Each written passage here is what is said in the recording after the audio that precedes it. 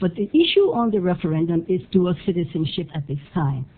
Now, my position on that is simply this. We need more information on what does it mean. Who are we talking about for dual citizenship? Are we talking for Liberians? Are we talking for anybody? A lot of clarity, civic education is required. This is my position on the issue of the dual citizenship. I think the public needs to be properly informed by those who are in the know. I am not a lawyer, but I am a Liberian, I'm a patriot, and I believe in us being properly informed in making decisions. It says to vote yes. How you will vote yes if you do not know enough of what you're voting for? But secondly, and this is equally important, there's the issue of the terms to be reduced for the legislature, for the president. What does it all mean? People, remember now, our people are not literate. Our people are not informed. Reducing the term from 6 to 5, or this, all right, okay, I'll reduce it. However, what are the full implications of the reduction? I don't know.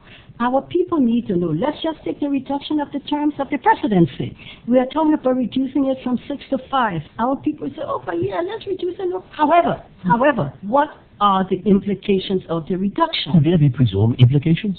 There are implications for everything. I'm coming. There are implications for everything. Okay, you are reducing the term from 6 to 5. Yes, our people will say, okay, but hey, what does it mean? What does it mean in terms of the number of years then, a tenure of the presidency? When we reduce it, does it mean that following that reduction, you have another 2 terms presidency that you can have, that the incumbent can have? 5 years? I do not know. Explain it to us.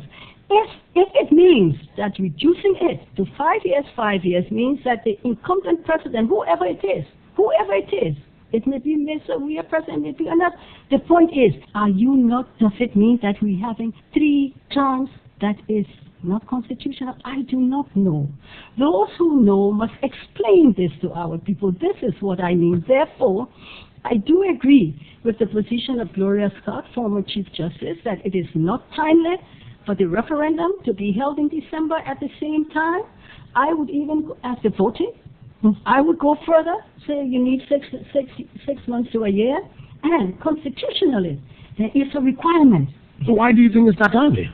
It's scheduled for December. There is a requirement for there to be extensive civic education.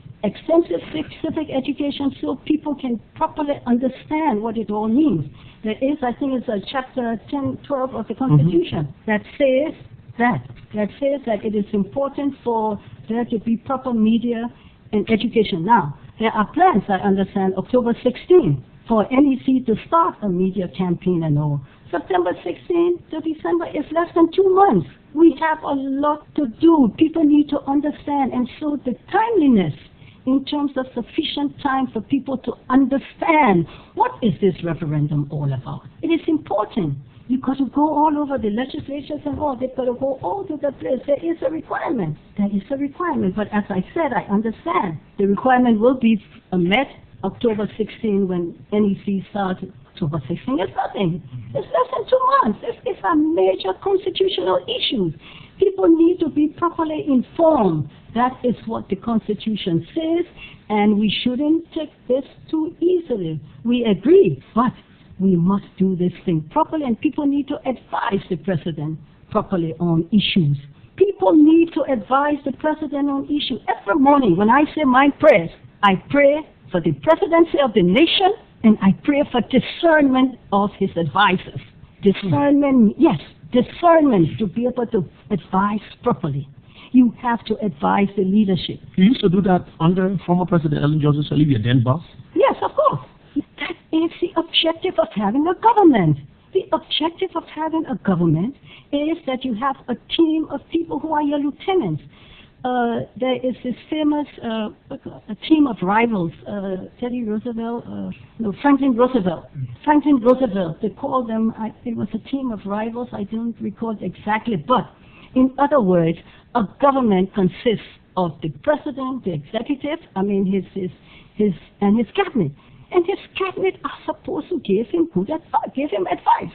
Now, whether he listens to it or not, it's another issue. But you have a right to do it. That's how you perform your duty. You are only, as a leader, you are only as good as your advisors, your lieutenants.